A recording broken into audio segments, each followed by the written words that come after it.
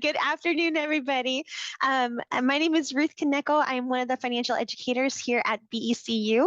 Been with BECU now for about in the financial industry for about 14 years now, and absolutely love it. Right, my role as a financial educator is to bring financial education classes to our communities, members. We go to a lot of colleges, a lot of businesses, high schools, everything in between. And it's just a pleasure, right? Because there's so much information about financial, so many topics and so much information to share that we try to get the most up-to-date information to you. So with that being said, as Sebastian said, if you have any questions, ask away. Credit is a strange thing. Right? There's a lot of information. It happens to be one of my favorite topics to talk about because it is so much to talk about, right?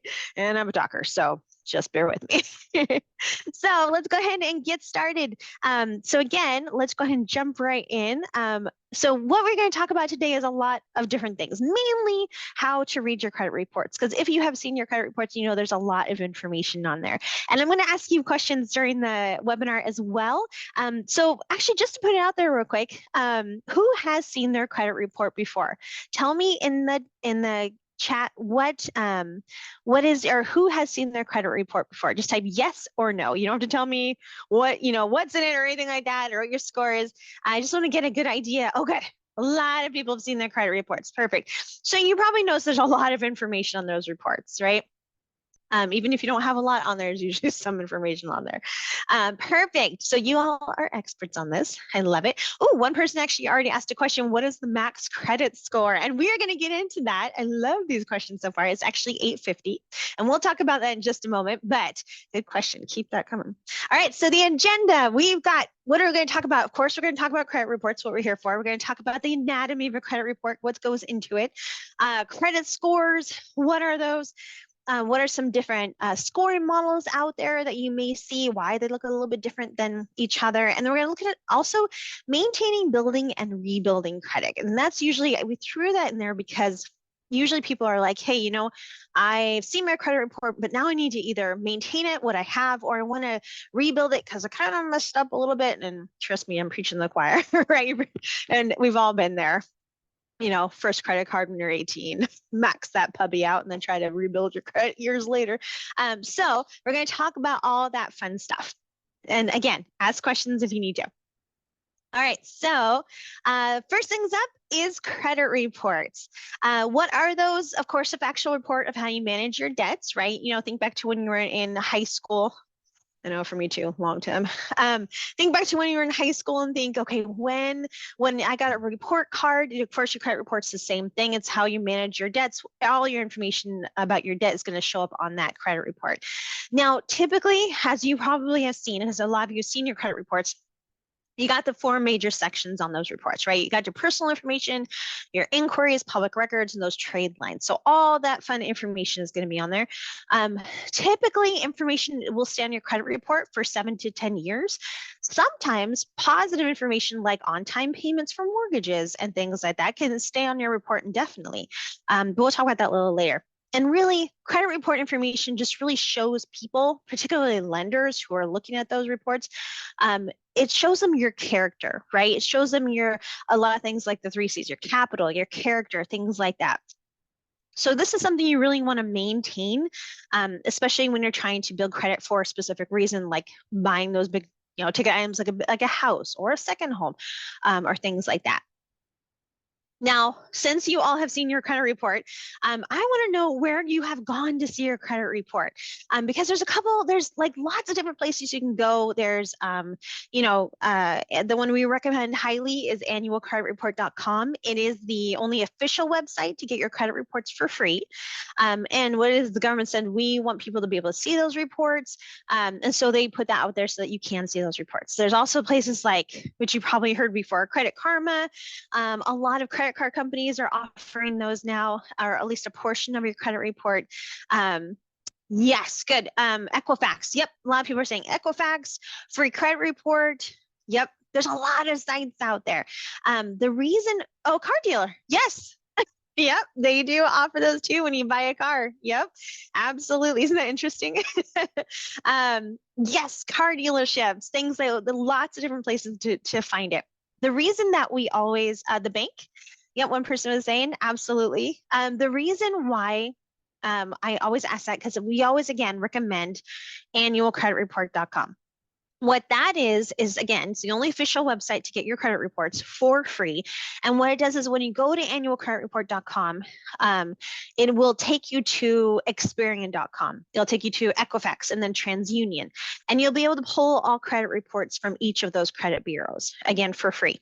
It used to be where you would need to, you could only do it once per calendar year. And these are known as the big three bureaus, your Experian, TransUnion, Equifax.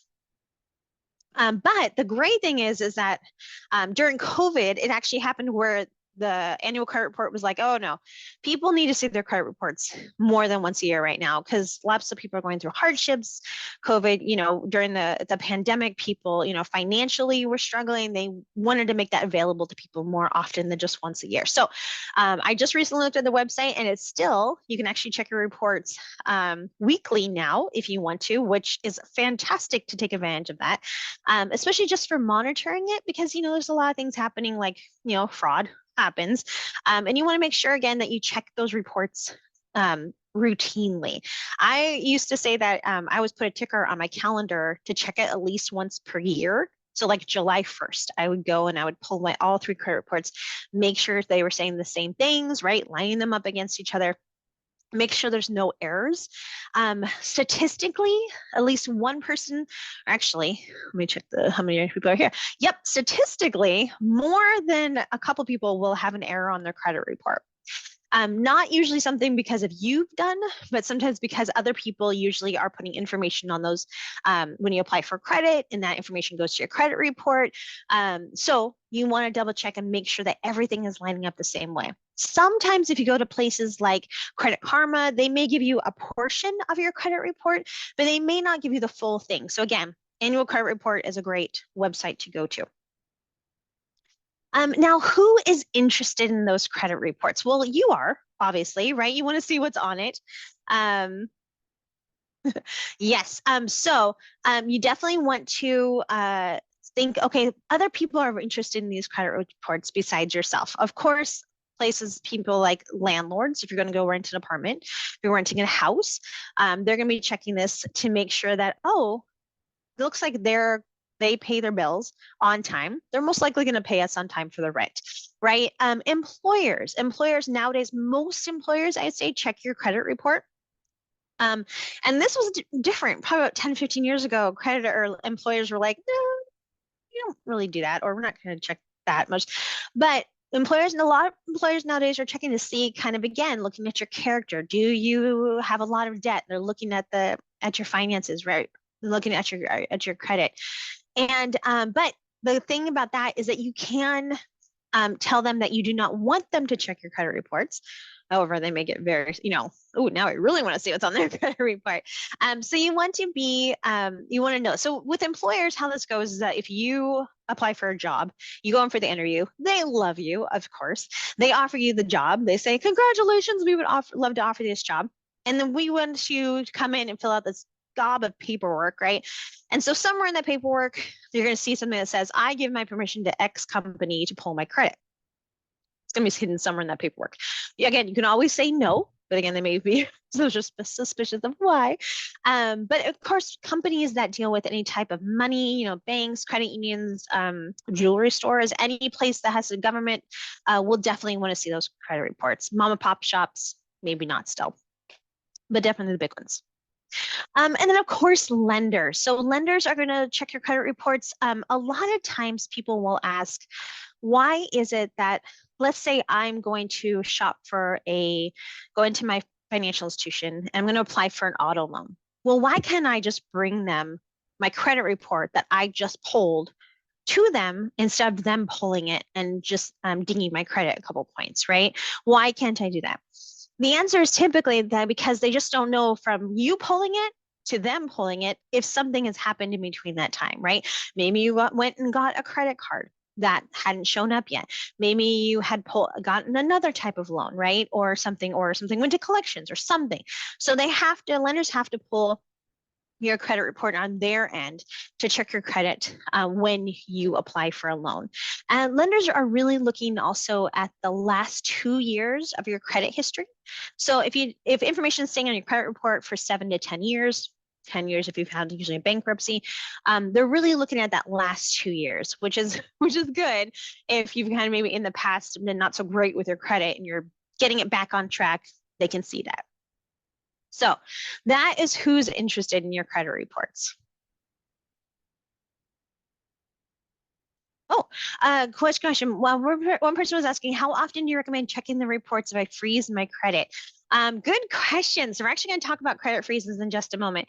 But it depends. If you freeze your credit, and if you all know what a credit freeze is, a credit freeze is where you basically say or put a credit freeze on your credit report, and which means that when you go to apply for any type of credit, you have to let that lender know that you have a credit freeze and that this is you. They will verify that it is you applying for this credit, or you have to lift that freeze, right? Which is basically lifting the freeze.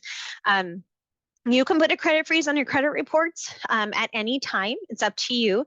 I think this is a great thing to do if you are maybe new to credit. I think it's a great idea sometimes to do maybe if you're traveling, right? But the only thing about this is you want to be very careful that you have your correct information staying up to date if you put a credit freeze on your credit report. Case in point, I was working at one of our branches 10 years ago when I first started. And this gentleman came in and he applied for a $5,000 credit card. I remember this because it was one of my first days on the job. And he applied for this. And all of a sudden, this thing came up, credit freeze. And I didn't know exactly what it was. Freaked me out first day. What do I do? Is this person really the person in front of me that is applying that's legit? Anyways, looked at this. It said to call the number listed on this freeze. And so I picked up the phone right in front of this gentleman, called the number, ring, ring, ring, ring, right? And he did pick up, used his cell phone, picked up. He was great. I said, can I continue with this loan? He said, yes, right? So I was able to do that. Now, literally the next week, a gentleman came in, same exact scenario, sat down, he applied for a credit card. I was doing the application. It came up, there was a credit freeze. I dialed the number in front of me and, ring, ring, ring, ring. Nothing. No, he wasn't picking up any phone that was ringing in his pocket. Kept going, longest 5 minutes of my life. I think I was sweating a little bit. And I said, I'm so sorry, I cannot proceed with this loan. Gentleman got irate, right? Stormed out. A couple of minutes later, he comes back in. He says, I'm so sorry. I forgot to change my telephone number because I did get a new number. So this is why it's very, very important that if you do put a credit freeze on your credit, that you want to make sure that your information, your phone number that you put on that freeze is up to date. Okay. Trust me, you will thank yourself later. All right.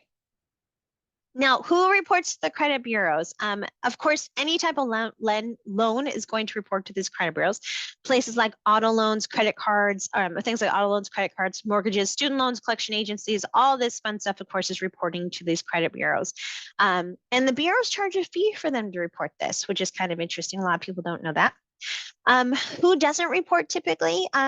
Things like your rent, your utilities, cell phone bills, debit transactions. These are things that do not report to your credit, to the credit bureau, unless there's negative information that occurs. In other words, if you have a cell phone bill and that cell phone bill goes into collections, that will show up on your credit report. So it's not going to show up unless there is a unless there is a negative information. However, and I say that they don't, like rent doesn't report. However, some places do now, some apartments do nowadays report to your credit report if you ask them to, or if they do it automatically, right? So some places do report nowadays.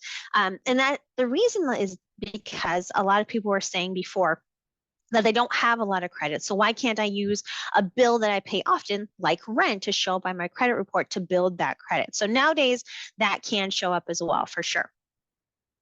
And there are places like Experian Rent Bureau. You can check that out as well. Yeah, thanks for putting that in there. All right, now let's go into real quick the anatomy of a credit report. A lot of credit reports are going to be credit reports are going to look a little bit different. So if you go to the websites like Experian, TransUnion, Equifax, all these websites are going to look a little bit, all these credit reports are going to look a little bit different. For instance, Experian, the public records section is the first section you're going to see. As opposed to like the TransUnion one. So you want to, like I said, if you haven't seen your credit reports before, I would recommend getting them all at once from the site, from that annualcreditreport.com, and lining them up against each other and just making sure they're all saying the same thing. They should all be saying this, sharing the same information. And I say that because let's say that you go to a Target, right? And you get one of the, they offer you the Target card every time you buy a bag of M&Ms, and you're like, yeah, of course I'll save 10% on that. 10% of my bag of M&Ms. And they will, take your social security number, they get your information, and they use maybe TransUnion to pull your credit to get you that red card.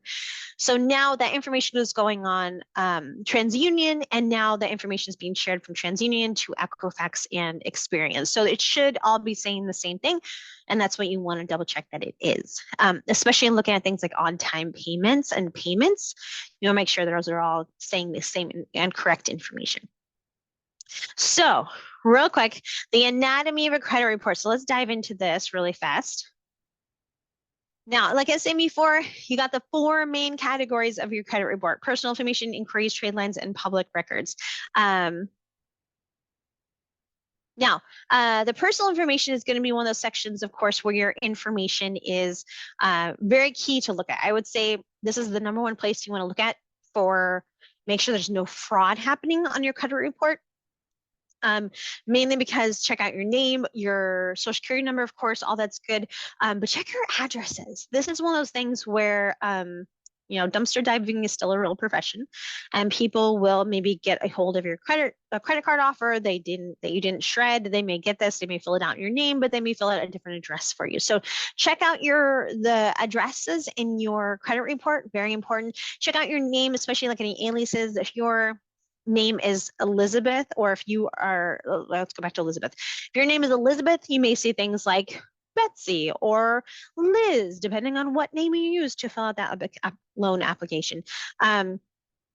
When you are a junior or a senior, if you know somebody who is a junior or a senior, please encourage them to check their credit reports regularly. Happens to my dad all the time. He was a junior, grandfather was a senior, and all of my grandpa's information, well, not all of it, but a lot of it ended up at one time on my dad's credit report. He had great credit, but it was not his. So he had to go and make sure that was taken off of his credit report. So double check if you are a junior, especially, that you look at that information, make sure it's yours.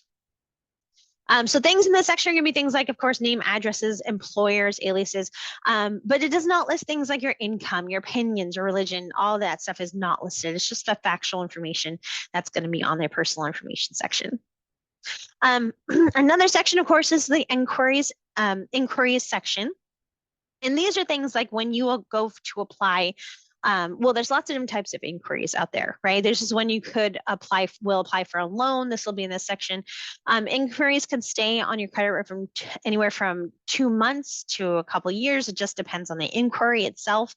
But again, there's lots of different types of inquiries. Now, if you check your credit report, a lot of times people will say, well, if I check my credit report, am I going to get dinged? Is my credit score going to take a hit if I check my credit report? And it does not, right? Anytime you check your credit report, it is called a soft inquiry. So if you think about it this way, there are 2 different types of inquiries. There's a soft inquiry and a hard inquiry, right? A soft inquiry is anytime you check that credit report, it's not going to ding your credit. A hard inquiry is anytime that you apply for a loan, then that's going to ding your credit, or you solicit a loan, right? You want to be careful with hard inquiries when you apply for loans, that you don't want to apply for too many loans at one time, because that usually sends a red flag, and that is not a good sign, not a good thing, right? The caveat to that, though, is if you apply for things like auto loans and home loans, right? If you apply for too many credit cards on one time, your credit score will take a big hit or nosedive a little bit. if you apply for a home loan or a credit or an auto loan, there's this thing called the 21-day rule, right? Some people call it the 30-day rule. But usually you have what's called a window of usually 14 to 21 days of, and you can do as many inquiries on your credit report for home loans and car loans only. And at the end of the 30-day period, when your credit score kind of rebounds itself, then that all those inquiries will just turn into one inquiry or show as one inquiry, right? So you won't, if you, well, let me back up a little bit. Has anyone ever purchased a car before at a dealership? Let me know. Tell me in the chat. Who has ever purchased a car loan or taken out a car loan? Yes. Okay. So you know that when you get to this car dealership, these people are your best friends, right? And they want to sell you this car. And when they want to sell you this car, they're going to try to get you a loan, right? And they will try to usually pull your credit at umpteen different financial institutions. I think one time I went with my sister and they pulled it like 10 to 15 places, like banks, credit unions, lending places, lending solutions. So they pull this thing a really fair amount of times. And I thought to myself, how come my sister's credit's not taking a right, like not going down? Because this is a lot of inquiries in the span of literally 15 minutes. How is this happening? So again, it's that 14 to 21 day rule where you can do as many inquiries as you want, and all those inquiries at that car dealership will only show as one inquiry, which is nice. And they do that because it's, as a consumer, they know you're going to be shopping around for things like auto loans and home loans. So shopping around usually for the best rate, right? So keep that in mind. If you're going shopping for a car loan, home loan, I'd say mark your calendars for like a 14-day window, just to be a little conservative, and go shopping in that amount of time for that item. So just heads up on that. Yeah. All right. Now, account review is one of those things where, let's say, BECU does this, where we once a year we'll do like a rate. Basically a rate check, where if you have been paying your bills on time, we will adjust your rate or lower it, and give you like a thank you for paying your bills on time. It looks like you're doing great. And if your financial institution reviews your account to give you like maybe push or offer you another type of loan or anything like that, that is not does not affect your credit either. Marketing, you probably gotten, oh my goodness, who has not gotten these in the mail? Credit card offers. You're approved for a home loan offers. You're approved for a car loan offers. You're approved for a hot tub offer, right? Marketing offers are also not do not affect your credit score either, which is nice. These may show up on your credit report as inquiries again, but they're not going to reflect on your credit score. Again, the only time your score is really takes a ding or a little bit of a hit, and I'm saying like a couple points. This is where, again, you would just solicit a loan. That's when you have that hard inquiry. All right. Question, one person was asking, does BECU review automatically or upon request? BECU actually does that automatically once per year. It's pretty cool. I don't know of any other financial institution that does that. It's just once per calendar year they do that, and they check it and say, hey, can we get them a better rate? So you don't have to do anything. It's really nice. Sorry, another question came in. Oh, good question. Is there a best credit card to have? That would be a whole big conversation. I couldn't answer it here, but you can definitely email me and I'll put my email up and we can definitely have a conversation about that. There's a lot of great credit cards out there. There's a lot of factors that you want to think about before you choose the best credit card, interest rate, fees that they charge you, lots of things go into that. Yeah, good question. We can talk about that later too. One person was asking if the 14-day window is a starting point to spread out applications. What about spreading out canceling credit cards and how that impacts your score? Yeah. Oh my goodness. We have a whole nother webinar. It's called Building Credit. I love talking about this. That's a good question. So one of the factors, and we'll talk about this in a little bit, one of the factors that goes into your credit score is the length of your credit history. And you probably heard that before, that, canceling your credit cards you can take a hit on your credit score, right? And that's why people might say, maybe you've heard maybe keeping the longest credit cards you've had, maybe the oldest one you've had, because that is actually helping your credit score, and maybe closing out the newer ones.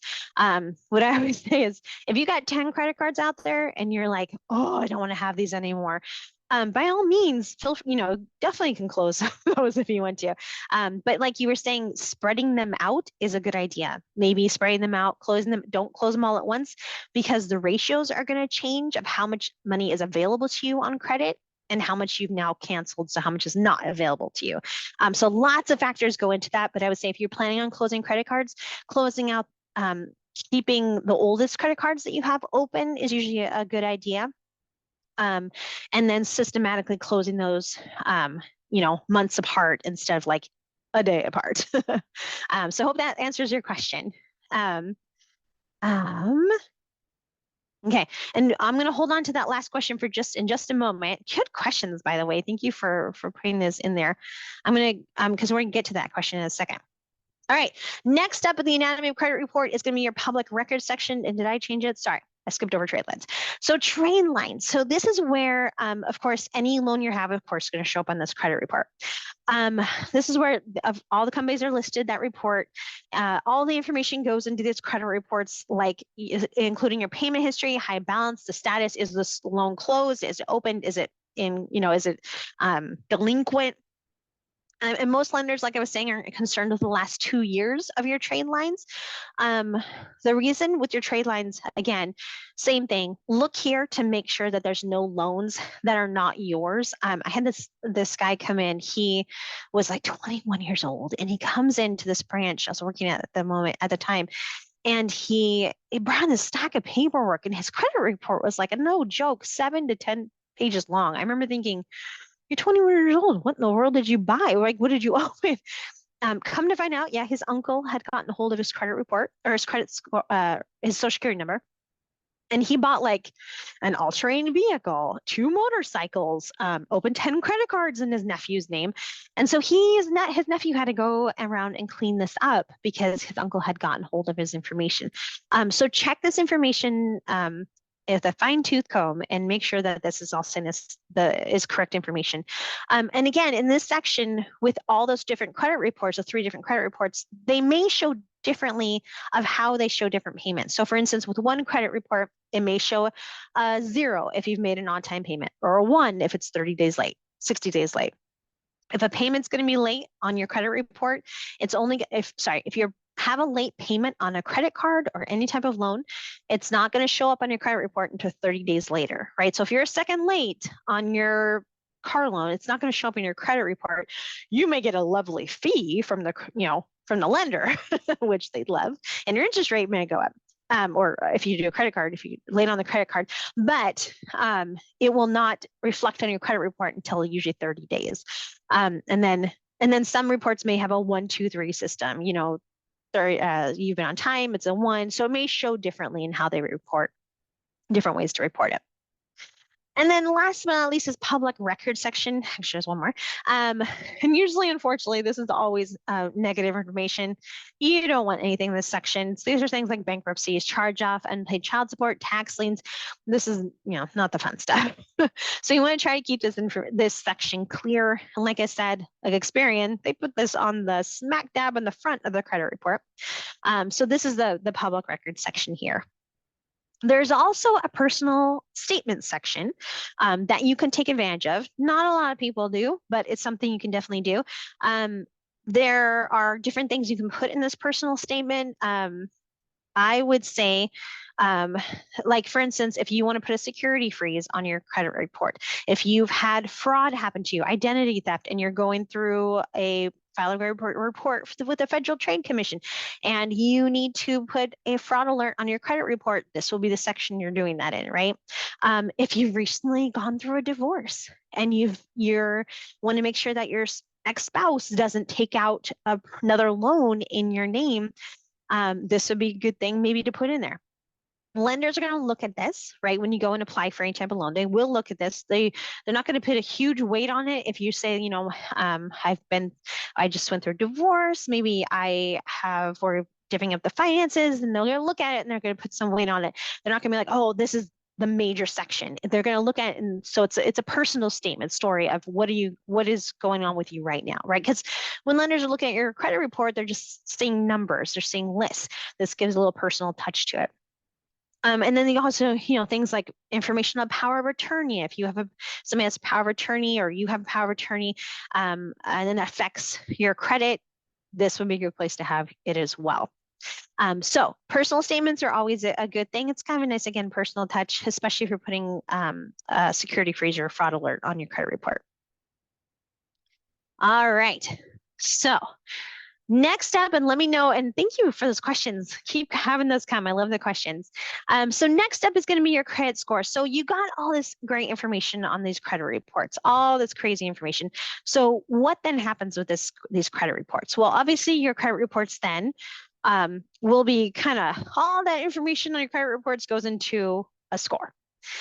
Now your credit scores are, again, lots of information goes into these credit scores. But my question to you all is, do you know your credit score? And you don't have to tell me, don't tell me the score, but do you know your credit score? Just type yes or no. I just want to get a good understanding of yes or no. I'm seeing lots of yeses, which is fabulous.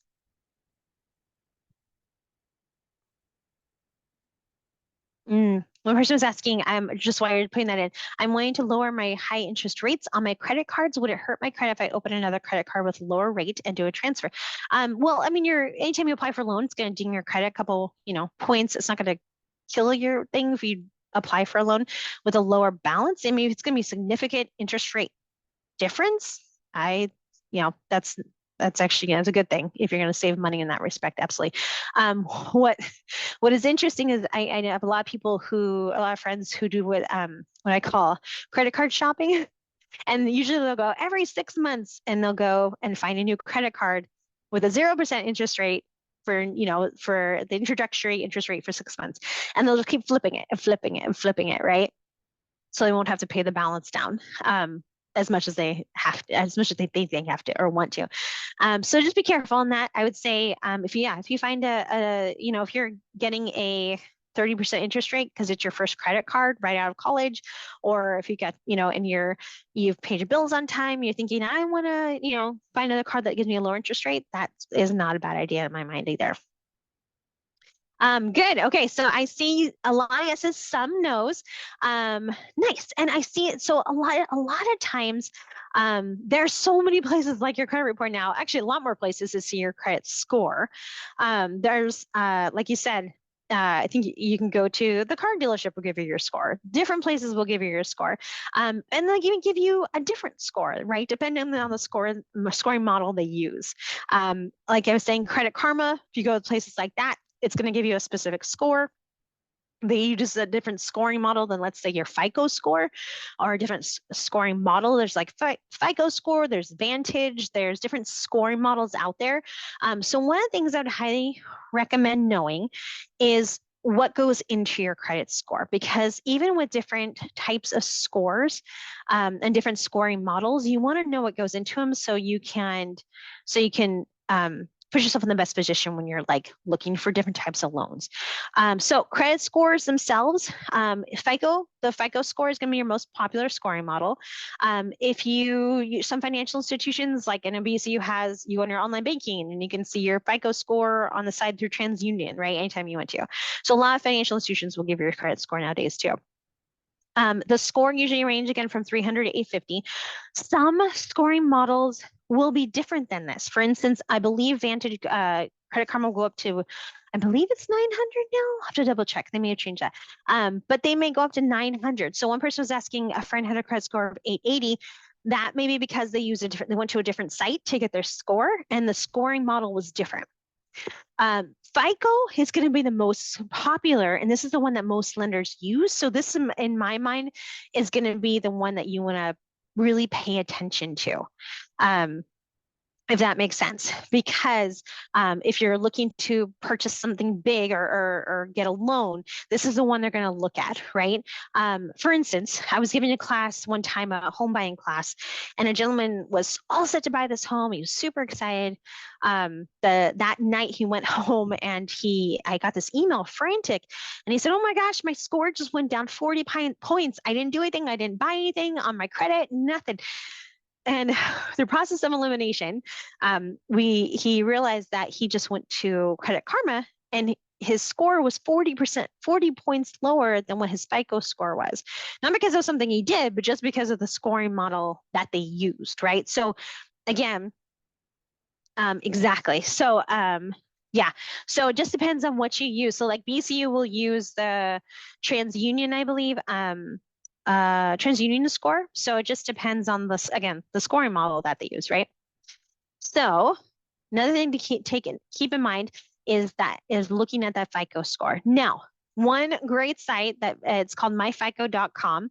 I love this site. Great information. A lot of the questions you're asking today can be answered here too. It's wonderful. Like, what goes into your score? Should I close my old credit cards? What's up with new credit? What are credit mixes down here? What's the length of your credit history have to do with your credit score? So much great information it gives you here to put you in that best position, right, with your credit. So check it out. It's a great thing. Now, your credit reports on annualcreditreport.com are absolutely free.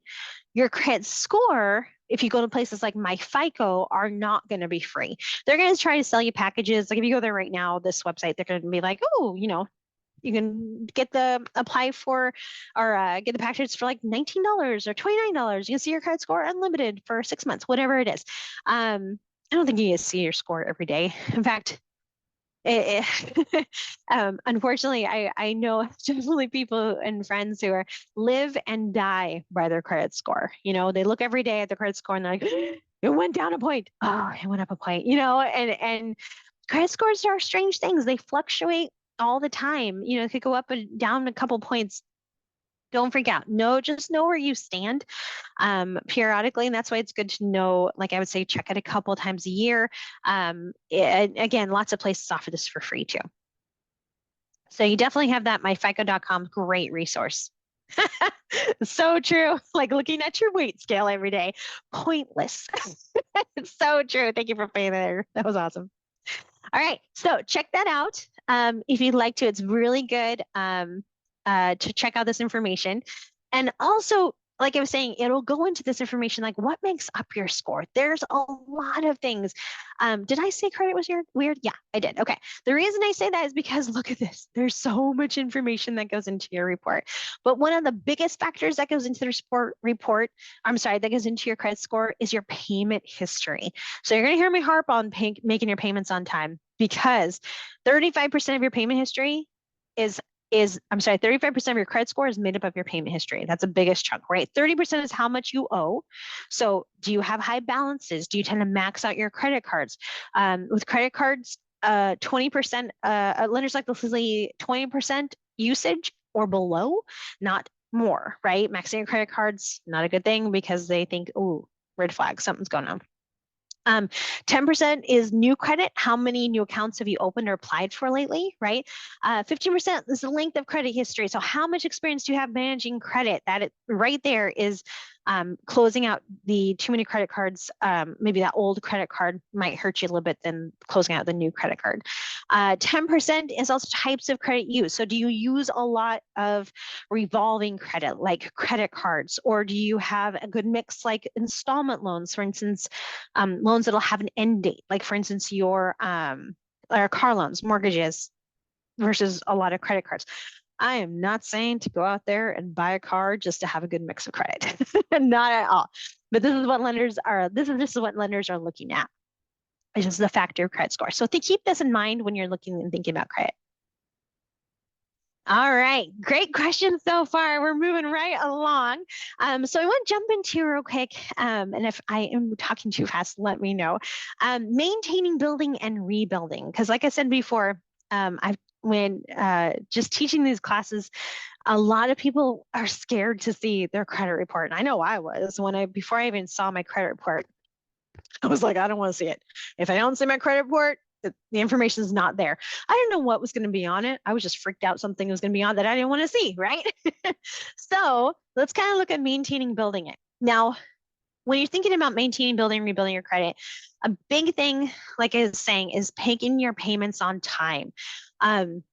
Again, 35% of your score is made up of how well you do this. So paying your bills on time is vital, especially when you look at those percentages, right? Assessing those needs versus wants when you're purchasing things on credit. Taking 24 hours to think about a purchase. Do I need this or do I just want this? Can I put this on hold, come back and see if I want this? Especially in an environment nowadays where you go to any department store and so many stores have credit cards that you can use. For goodness sakes, was it DSW? I mean, shoe company. Oh, you want to open a credit card? No, I'll buy my sandals just outright, right? It wasn't DSW, it was another shoe company. But everybody has one, or they have that whole buy now, pay later thing that a lot of places are doing nowadays. Yeah, it's credit. Be careful about that. Be careful of beware of the costs that are involved in getting and using the credit cards that you have or the credit that you have.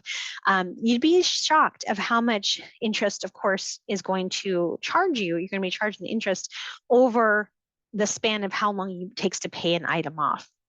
Repaying items within 1 to 3 months of a purchase is ideal. If you think about that before you put something on a credit card, think, okay, can I pay this item off in 1 to 3 months? If not, how can I, or if not, let me rethink this. How can I do this, right? Putting a plan around your purchases first. And remember, if you can't afford to save, you can't afford credit. One of those things that people always ask me is, I'm trying to pay off my debt, right? That's one of the biggest things. We teach a lot of budgeting classes. And one of the number one goals for adults is getting out of debt, right? It's just the number one goal usually that we hear all the time. What's the number one goal you think for high school and college students? Yeah, it's buy a car. It's not going to college, it's buy a car usually. It's buying, no, and then the adults try to pay it off.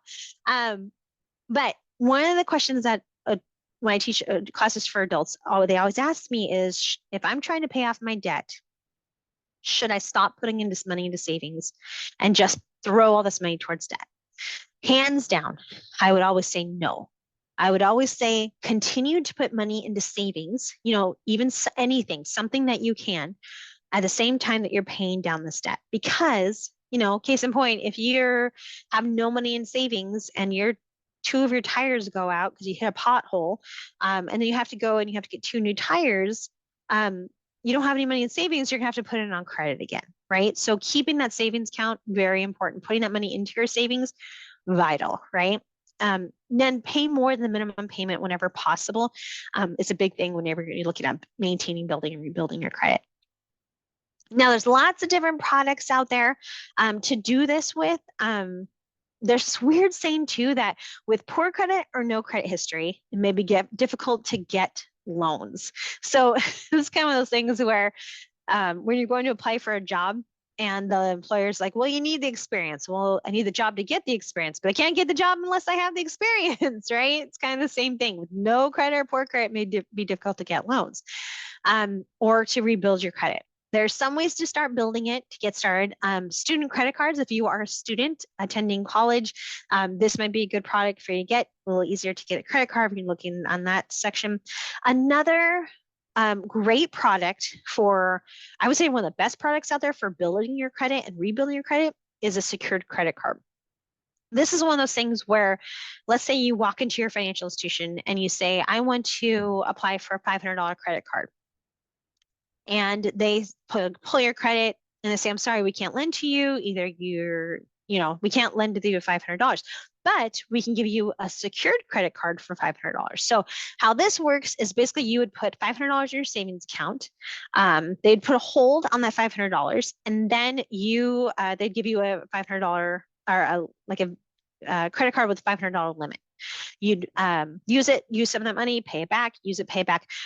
All the while that information is reporting to the credit bureaus. And then you go back into that financial institution 6 months later, 6 months to a year, and you say, I have used my credit card wisely. I want to reapply for this credit card does a secured label be taken off and so it's treated like a regular credit card. Typically, they can just do that very easily. And it's building your credit history very nicely too. This is one of the best products I've seen out there to build your credit and rebuild it too. And then also you have the option of things like a cosigner, right? But if you do a cosigner, please be nice to your cosigner. If you cosign for somebody, yeah, be careful. I always tell people just be careful, friends and family, because if they skip a payment, it's going to reflect on your credit history. And if they don't make the payments at all, you will either have to pick up these payments or it's going to hit your credit pretty hard. So be careful with co-signing for anybody or co-signing, for that as well. All right, another product out there which is really neat is going to be something like, and this is I think one very specifics to BECU, but there are other lenders that have this, other financial institutions that have this type of loan too. Ours is called like a BECU shared secured loan. This is one of those things where for rebuilding credit is fantastic. What it is basically a loan, almost think about like a line of credit. It's kind of the same idea as the shared secured loan, but there's no card involved. So basically you would, there was a gentleman that came in, I remember, to the branch, and he had gone through a bankruptcy about 4 years previous to coming in. And he said that, if you've gone through a bankruptcy, it's hard to rebuild your credit and get that trust again from financial institutions to be able to pay them back, right? But you want to build your payment history so you can start to rebuild that credit history. So he basically was like, I have a job. I want to open up, I think it was like $1,000 shared secure loan. And he put $1,000 in a savings account.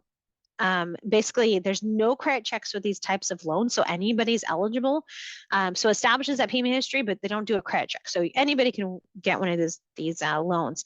And then what happens is that he put $1,000 in savings. There's a hold put on that, and then a share secured loan was opened into his name for $1,000.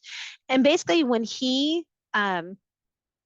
took out this loan, it said that whenever he made payments, like so say $50 payments every month, said that he had already used his $1,000, and this $50 went into his that loan and then back into his savings account, right? Kind of opening that back up. So it's kind of like you're paying for that payment history. So I hope that makes sense. So with that being said, that is another product out there. And then there's also ways of improving your credit. And I would say, again, one of the biggest things is dispute errors.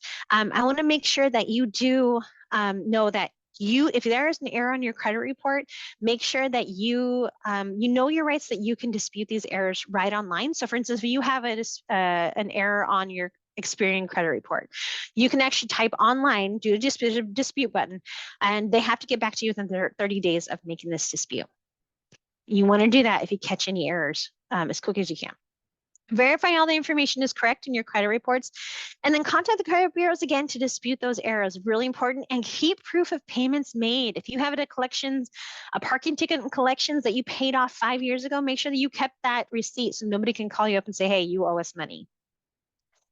There's also another thing where when you're protecting your credit reports, like we said, there's the credit freeze you can put in those credit reports, making sure that you can put something in like the consumer statement section that you have a freeze there. And then again, checking those reports annually is really key to protecting your credit as well. This is another one where one of the things I like about this is that there's a number you can actually call. It's 8885 opt out. You can actually call this number and you can get off the mailing list of all these great, fantastic mailing marketing things they send to you in the mail. Again, like you are approved for a car loan, and we get all these junk mail offers in the mail. This will actually stop that for a certain amount of time or indefinitely. You get to choose. So there's a number here, which is a great number to call if you want to stop those kind of pre-approvals coming in the mail. Now, if you are, if you're looking at your credit reports and you're like, I need some information on my credit. I need somebody to walk me through these credit reports, which is really, sometimes you just need a handhold, right? It's a lot of information. Credit can be overwhelming sometimes. And so it's great. Sometimes you can talk, talking to somebody about it. We actually partner with a company called Green Path. They're a credit counseling service, nonprofit, and they actually can walk you through. You can call them up. If you're a BECU member, it's free to BECU members. And you can call them up and say, hey, we'll walk you through your credit reports as well. Great service there. So I know we're coming up on time, so I want to make sure we answer more questions if we can. But here's a couple of resources for you. Of course, BECU.org has loads of resources about credit. FICO, definitely check that out. Annual credit report, mark on your calendar to check your reports at least once per calendar year. And then Federal Trade Commission, if you have been a victim of any type of fraud, this is a really good place to go to file that report and also to get information as well on what to do next. We do also offer, like I was saying, we do offer like all these other different types of webinars like building credit, budgeting. So if you ever have any need to come to one of those or get more information, more financial education, definitely look those up. That's where you can just scan out on your QR code and it goes right to our website as well. And if you wouldn't mind, we'd love to get your feedback on our webinar here, or we'd love to get that, what we could talk about. And I know that was a lot of information in a short amount of time. So definitely let us know if you have any suggestions or anything else you'd like us to share during these webinars as well. So that is my information. This is my email address, ruth.kaneko@becu.org. Let me know if you have any questions, or I know the one person was asking a question that I would love to answer more detail. Couldn't answer it here in terms of time, but let me know if you have any questions further and we'll get those answered for you. All right.